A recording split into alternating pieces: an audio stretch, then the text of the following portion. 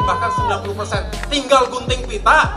Dan untuk Pak AHY, inikah yang Anda katakan bahwa pembangunan zaman Pak SBY sudah 70 hingga 90%? Lihat ini semua uang rakyat. Uang rakyat sebesar 11 miliar rupiah yang telah berubah menjadi semen dan besi yang tidak ada fungsinya lagi. Jadi ini yang Anda banggakan. Jadi kalau Anda mau tetap bertahan dengan gaya kepemimpinan yang seperti sekarang, maka jangan kecewa kalau 2024 Partai Mercy rata dengan tanah. Oke, Siwa Go Channel guys. Jangan lupa subscribe. Ada yang mengatakan, zaman dulu nggak ada pembangunan infrastruktur. Nyatanya banyak. Yang kedua, direncanakan, dipersiapkan, dialokasikan anggarannya, dan dimulai dibangun sehingga banyak yang tinggal sudah 70%, bahkan 90%, tinggal gunting pita. Setahun gunting pita kira-kira masuk akal nggak? Ya kita nggak perlu juga diapresiasi, tetapi jangan mengatakan ini kehebatan kita 1 tahun gunting pita. Itu namanya claiming sesuatu yang ya, saya kadang-kadang juga speechless juga mengatakannya.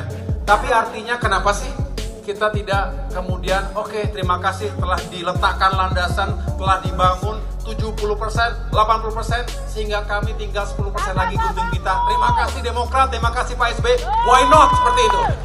Untuk Pak AHY, menurut beta, sindiran Anda pada Pak Jokowi itu sama saja dengan Anda sedang menyindir Pak SBY. Kenapa beta bilang begitu? Ya karena selama 10 tahun Pak SBY memimpin, beliau tidak bisa mengeksekusi rencana pembangunan dari presiden-presiden sebelumnya. Beta ambil contoh jembatan Petuk di NTT. Jembatan itu sudah direncanakan pembangunannya sejak 1980. Tapi apakah Anda melihat Pak SBY eksekusi jembatan tersebut? Atau mau apa lagi? Mandalika sudah direncanakan pembangunannya sejak zaman Pak Harto. Betul. Tapi apakah Anda melihat Pak SBY eksekusi Mandalika? Betul. Yang ada Pak SBY hanya ke Mandalika untuk membuat groundbreaking tanpa eksekusi. Tapi bersyukur di zaman Pak Jokowi, beliau groundbreaking ulang dari nol dan eksekusi Mandalika hingga membuat Mandalika mendunia seperti sekarang. Ya. Jadi menurut beta, pernyataan atau sindiran Anda itu sama saja dengan Anda menampar Pak SBY. Karena Pak SBY tidak bisa mengeksekusi rencana pembangunan dari presiden-presiden sebelumnya, yang ada beliau hanya membuat rencana di atas rencana. Sebentar guys, Dan supaya Anda tahu, anak SD pun bisa membuat rencana. Bahkan beta sebagai masyarakat awam saja punya rencana untuk meratakan anak Candi Hambalang yang ada di NTT. Oke, dulu saya dengar ya, di Mandalika ini udah zaman Pak Harto ya mau dieksekusi, tapi nggak jadi-jadi guys. Berpuluh-puluh tahun nggak jadi-jadi dibebaskan lahannya. Dan Pak Jokowi, saya ingat sekali pidatonya, hanya 6 bulan bisa diselesaikan ya guys. Yang berpuluh-puluh tahun Pak Jokowi hanya 6 bulan ya. Karena saya warga NTB, masyarakat Lombok juga ya, sering mengikuti berita itu ya guys. Kita lanjut guys, mantap, bikin merinding ini orang NTT yang pintar sekali ya. Tapi sampai sekarang belum bisa dieksekusi. Artinya apa? Artinya siapapun bisa membuat rencana tapi tidak bisa mengeksekusi.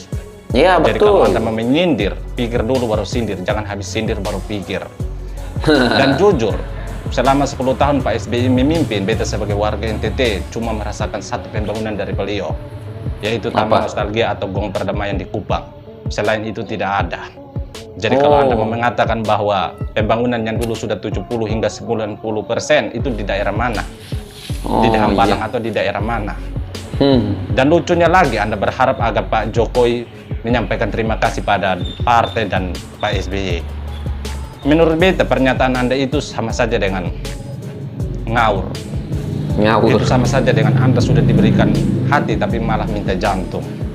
Kenapa beta bilang begitu? Ya karena dengan Pak Jokowi melanjutkan berbagai pembangunan mangkrak itu sama saja dengan Pak Jokowi sedang membersihkan nama Pak SBY di mata masyarakat.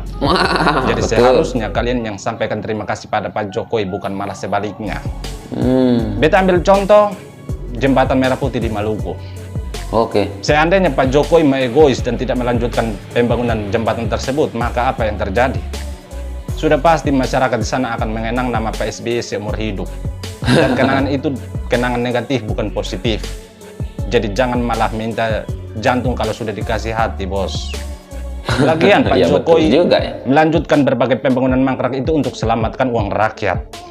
Ya, Selamatkan uang rakyat yang sudah berubah menjadi semen dan besi yang dipenuhi dengan lumut. Jadi Ya. Pak Jokowi melanjutkan pembangunan mangkrak itu untuk kepentingan rakyat, bukan seperti Anda yang hanya mementingkan diri dan partai saja. ya benar Jadi benar. kita sarankan pada Anda, kalau Anda belum mampu seperti Pak Jokowi, mending urus partai saja, bos. Karena jujur, beta sebagai masyarakat awam saja bisa melihat bahwa Anda gagal dalam memimpin partai.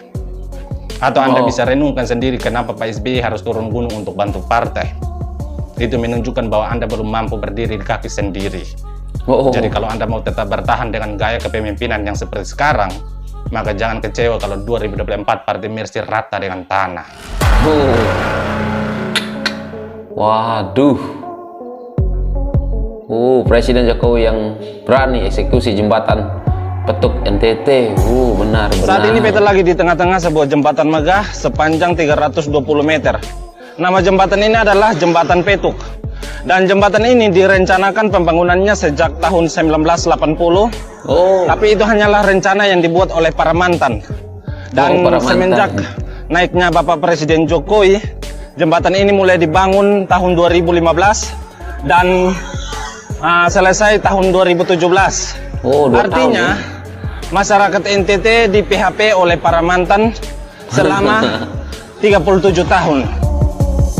37 tahun di PHP. Saat ini beta oleh lagi di para sebuah gedung mangkrak letaknya di Kupang NTT. Sebelum beta sampaikan nama dari gedung ini, mungkin Bapak Saudara masih ingat dengan Wisma Atlet di Hambalang. Jadi di Jawa Barat punya induknya yaitu Candi Hambalang, kami di NTT juga punya anaknya yaitu Candi Oepoi. Lebih jelasnya nama dari gedung ini atau gedung mangkrak ini adalah Gedung Olahraga Remaja NTT. Gedung ini dibangun pada zaman Pak SBY dan menjadi mangkrak pada tahun 2012 ketika Pak Andi Malarangeng selaku Menpora waktu itu ditetapkan sebagai tersangka kasus korupsi Hambalang. Jadi kalau boleh mengutip pernyataan dari Pak SBY, beta mau sampaikan bahwa ini jahat bukan? Ini menginjak hak rakyat bukan? Oh iya, adiknya Candi Hambalang ya. Ada di NTT juga ternyata ya. Waduh. Itulah Dan kalau orang untuk Pak korupsi. AHY, ini kayak yang Anda katakan bahwa pembangunan zaman Pak SBY sudah 70 hingga 90%. Lihat ini semua uang rakyat. Uang rakyat sebesar 11 miliar rupiah yang telah berubah menjadi semen dan besi yang tidak ada fungsinya lagi. Jadi ini yang Anda banggakan. Jadi untuk Bapak Saudara yang nonton video ini, beta sampaikan bahwa 2024 tenggelamkan Partai Demokrat. Tenggelamkan Partai Demokrat. Widih. Serem ya guys. Aku suka sekali lah. Guys, aku memang ngefans sekali lah sama si Wago Channel ini. Karena kata-katanya itu masuk akal, cepat dicerna, masuk logika ya. Dan kita sebagai rakyat biasa, awam ya, bisa menangkap kata-kata beliau. Abang kita ini sangat pintar dan sangat bijak dalam mengatur kata-kata ataupun mengungkapkan kata-kata, fakta-fakta ya, bukan mengatur ya, tapi dengan fakta. Waduh, keren. Jadi di sini dicecarlah ya AHY. Waduh, kasihan juga. Katanya tahun 2024 tenggelamkan, ratakan Partai Demokrat. Waduh, serem ya. Jadi apa menurut Anda tentang abang kita ini? Memang terbaik. Saya sangat salut, respect, saya hormat buat abang kita ini yang selalu menyuarakan kebenaran ya. Terbaik. Oke guys, kalian komen apa yang kalian mau komen, silahkan. Apa pendapat Anda? Kalian komen. Dan sekian, terima kasih. Assalamualaikum warahmatullahi wabarakatuh. Bye.